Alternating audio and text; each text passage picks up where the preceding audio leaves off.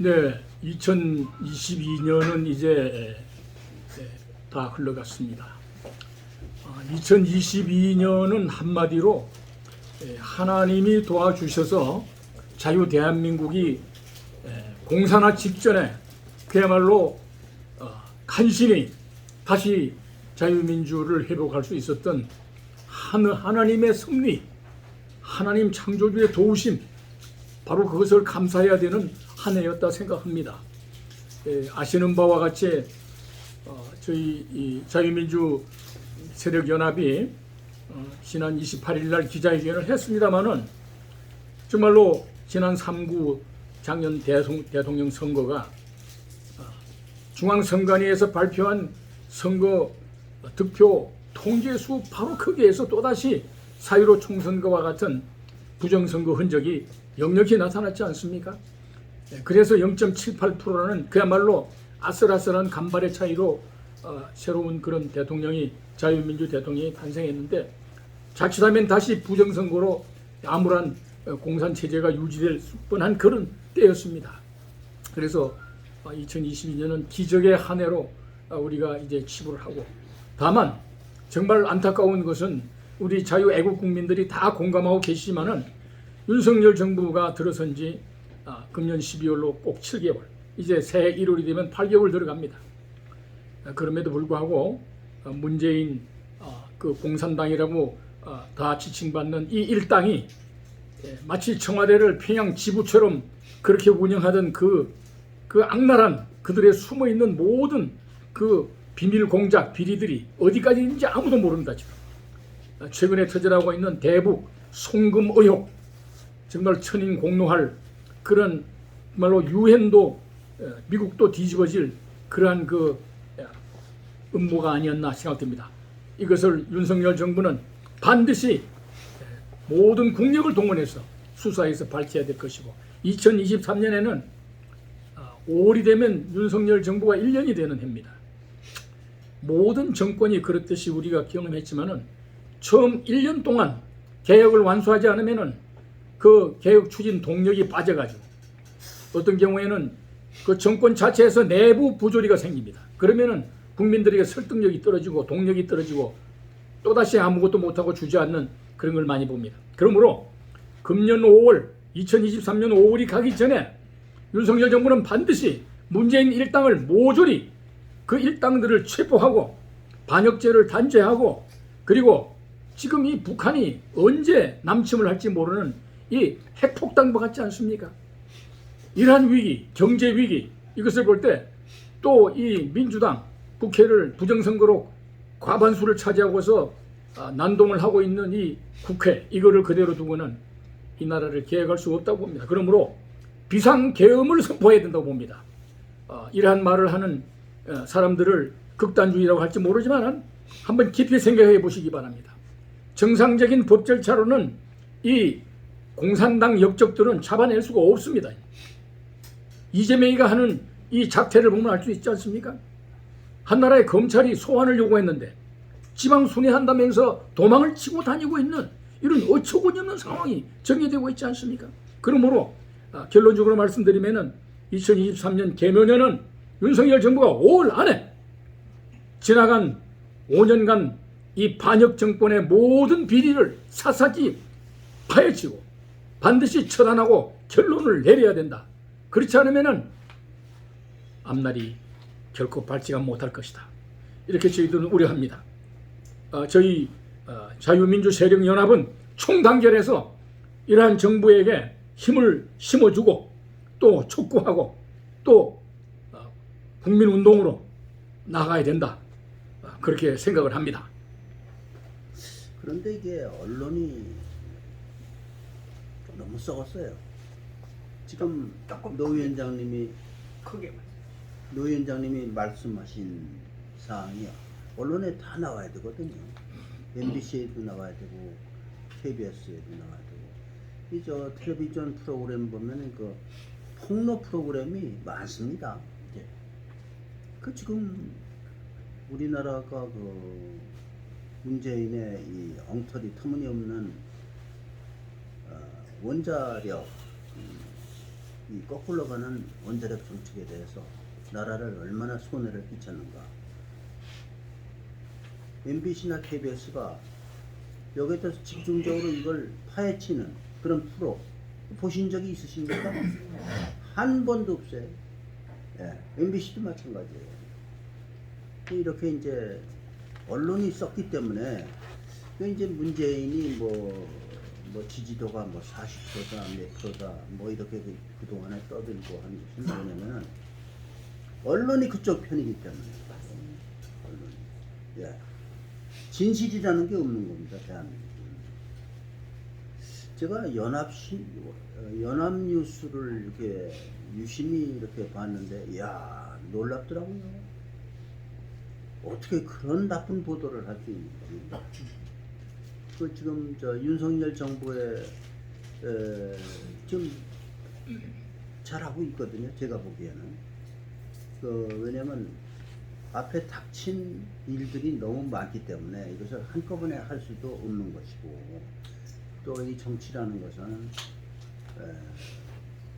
그런 이제 과정이라는 게 굉장히 중요하고 이러기 때문에 이제 순서적으로는 그렇게 하니까 사람들이 저를 비롯해서 굉장히 성급한 상태인데, 문재인도 빨리 구속도 안 시키고 뭐 이재명도 빨리 구속 안 시키고, 그런데 저는 문재인이가 구속될 것 같아요. 예, 저는 뭐 한 몇 개월 후면은 문재인이가 깜빵이 철커덕 열리고서 거기에 철커덕 갇히는 그런 사태가 반드시 오리라고 보고, 이재명도 뭐 거기에 예외가 될 수가 없어요. 아니 글쎄, 국가 땅을 가지고 그렇게 장난칠 수가 있습니까? 그렇게 어떻게 해먹어요? 네?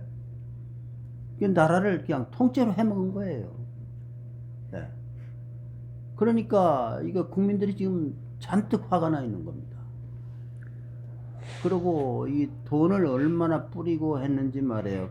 이 경제가 빚더미 때문에 우리가 지금 그 엄청난 아주 심각한 위기에 처해 있는데, 문재인 정권이 지나가고 남긴 그 똥 누는 거, 똥냄새, 야, 이게 지금 상상을 초월합니다. 언론은 빨리 깨어나야 돼, 이놈들아, 나쁜 놈들아.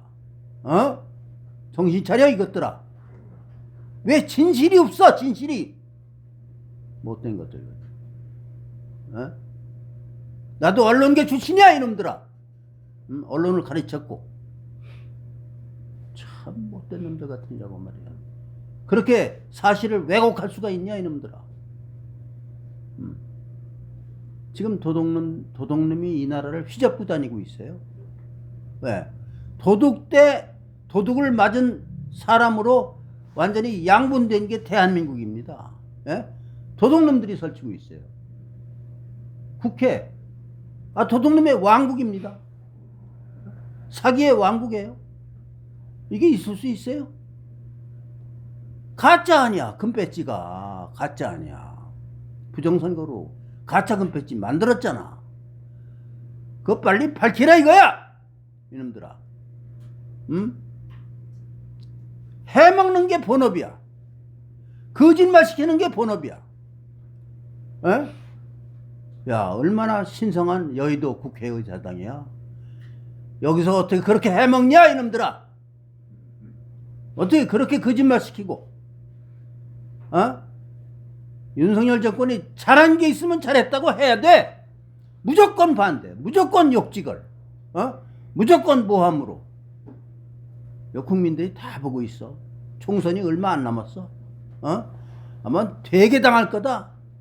이래가지고 여북해서 우리가 말이야, 이렇게 노 위원장님이랑 이렇게 여기 많은 분들 이렇게 와서 성명서를 발표하고 이 추운 날씨에 이렇게 하겠냐. 너무나 썩었기 때문이야. 너무나 사기가 커. 사기치는 게. 어떻게 땅을 가지고 그렇게, 나라 땅을 가지고 그렇게 해먹을 수 있냐, 이것들아. 국민들 일어서야 됩니다. 점잖하게 가만히 계시지 마세요. 예? 나라 구해야 돼요.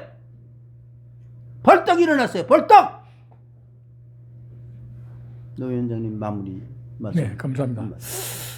지금 우리 윤 회장님께서 그 언론의 실태에 관해서 한 말씀 하셨는데, 지금 우리나라의 이 KBS입니다. KBS 그리고 YTN이라고 하는 사실상의 공영 뉴스 종편 뉴스 전용 방송인데, 이 사람들의 그 행태를 보게 되면요, 뭐 일간지들도 마찬가지예요. 과거 문재인 정권 아래서 했던 그런 보도의 관행, 좌우 균형을 취해야 된다 하는 그런 그 사고방식을 그들의 머릿속에 아주 그냥 물이 들어버렸거든요. 보면은 좌파를 50% 소개하면 우파를 50% 소개한다. 이러한 그 이른바 가짜 객관성 보도 원칙이라는 이런 거를 적용하고 있어요. 언론은 시시비비 올바른 정의와 진실을 파헤치는 것이 언론의 원래 본령입니다. 저도 언론을 좀 공부했습니다만은, 제 자신도 물론 기자 출신입니다만은, 올바르고 정의롭고 진실을 보도해야지 무조건 좌 50%, 우 50%, 이것은 바로 다시 말하면 썩어 문드러진 언론인 정신을 이미 팽개쳐버린 무리들의 작태라고밖에 볼 수가 없는 겁니다. 우리 국민들이 이거를 잘 아셔야 된다고 생각하고요. 한 예를 제가 들면은, 저도 지난 80년대 언론 통폐합 때 KBS에 잠시 예수에서 일한 적이 있습니다만은, KBS는 그야말로 대한민국의 보물입니다. 보물. KBS가 하는 여러 교양 프로를 여러분 한번 보십시오. 얼마나 흥미롭고 재미있고 정말로 좋은 프로가 많습니까? 그런데 어디서 KBS를 망치고 있느냐? 바로 이 보도부입니다. 보도부. 이것은 완전히 과거 문재인 정권 5년 동안 한마디로 말해서 종북 좌파 대변 선동기관 같은 역할을 해왔어요. 언론의 보도가, KBS 보도가. KBS 보도가 대표적인 그 상징적인 것이죠. 다른 언론 기관들이 그와 유사한 짓을 하고 있고요. 뭐 어느 언론 기관 할 거 없다고 저는 봅니다. 바로 엊그제 제가 텔레비를 낮에 잠깐 KBS를 보다가 정말로 경악을 금할 수 없었는데, 이른바 노란봉투법이라고 하는 그 강성 노조의 그 횡포를 마음대로 자행하도록 해달라는 그 법을 통과시켜 주지 않는다고 단식 농성을 20일인가 하고 있다는 그 노조 대표를 불러다가 공영방송 KBS가 마치 대통령 기자회견 하듯이 그 사람 인터뷰를 하고 있는 거예요. 제가 볼 때 한 5분, 뭐 거의 한 5분은 충분히 넘는 것 같아요. 말이 됩니까? 대한민국의 공영 언론 기관이 강성 노조, 폭력 노조에 자기들의 주장을 들어주지 않는다고 단식 논성을 하고 있는데, 그 사람을 불러다가 그 아까운 시간을 할애해서 마치 대통령 후보를 모시듯이 단독 인터뷰를 하니 이게 정신이 박혀있는 언론기관인가 하는 것입니다. 그러므로 특히 MBC 같은 기구는 방송은 이건 이미 보도 분야입니다. 다른 분야는 다 잘하고 있어요. MBC도 보면은 뭐 드라마나 이런 건 아주 잘하고 있습니다. 그런데 바로 이 보도 분야, 이 분야가 국민을 배신하고 있는데, MBC는 그야말로 이건 언론기관이라고 볼 수가 없는, 벌써 이거는 폐쇄 명령을 내려도 아무도 이것을 부당하다고 할 수 없는 그런 상태에 있다고 봅니다. 그렇기 때문에 이 윤석열 정부는 이 언론을 개혁함에 있어서 그야말로 비상한 그야말로 결단을 내리고 대통령이 비상 대권을 발동해서라도 정비하지 않으면 안 된다. 2023년 기대해 봅니다. 감사합니다.